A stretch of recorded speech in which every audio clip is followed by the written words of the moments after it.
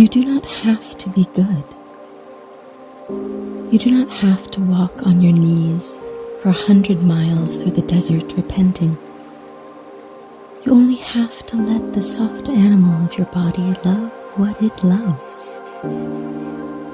Tell me about despair, yours, and I will tell you mine. Meanwhile, the world goes on. Meanwhile, the sun and the clear pebbles of the rain are moving across the landscapes, over the prairies and the deep trees, the mountains and the rivers. Meanwhile, the wild geese, high in the clean blue air, are heading home again.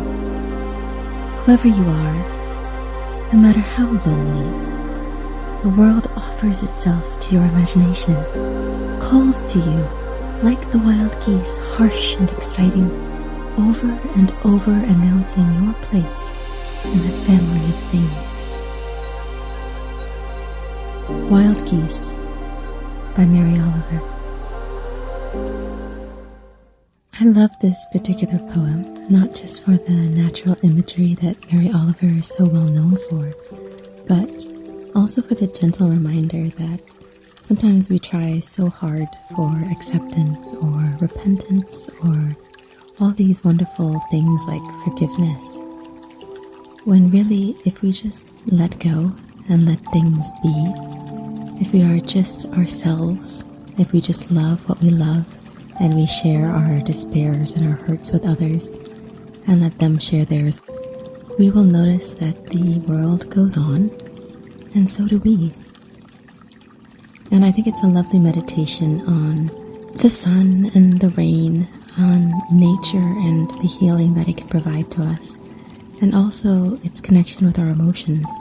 She speaks about loneliness, about imagination, about despair, and how if we connect those with ourselves, with each other, and with things as simple as the wild geese flying in the sky, we will notice that it is really a call to life.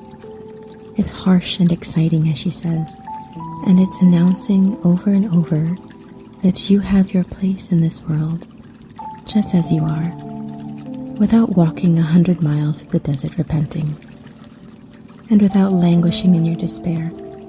You can share your hurts with others, and you can be a part of this world, wild and brutal and beautiful as it is. I love her particular use of free verse. When you look at this piece in its written form, it looks so structured despite it being free verse. It has a beautiful flow to it, and I love the repetitions. Meanwhile, the world goes on. Meanwhile, the sun and the clear pebbles. Meanwhile, the wild geese. It adds this lovely cadence and rhythm to an otherwise unstructured piece. And there's these lovely repetitions of words and sounds. You do not have to be good. You do not have to walk on your knees. Also, love what it loves. Meanwhile, meanwhile, meanwhile. Heading home, over and over. All these little repetitions of sounds and words, to me, add to the lyricism of this piece. It feels almost like a song.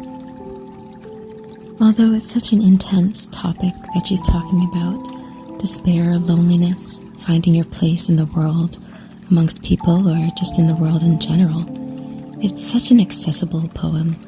There's no gigantic words, there are no deep and philosophical concepts. It's just, if you've ever felt that you're paying and repaying a debt, it's really written for anyone who's ever struggled with forgiveness, or repentance, asking or giving, and wondered where their place was in this world. This poem is for you, and that's what makes it one of my favorites. I hope you can read it or listen to it, and remind yourself that every time you hear the wild geese, harsh and exciting, that they are over and over announcing that you do have a place in this world. With your despair and your forgiveness and with your worries and everything that you struggle with, you do still have a place in the family of things. Thank you so much for listening. Let me know what you thought.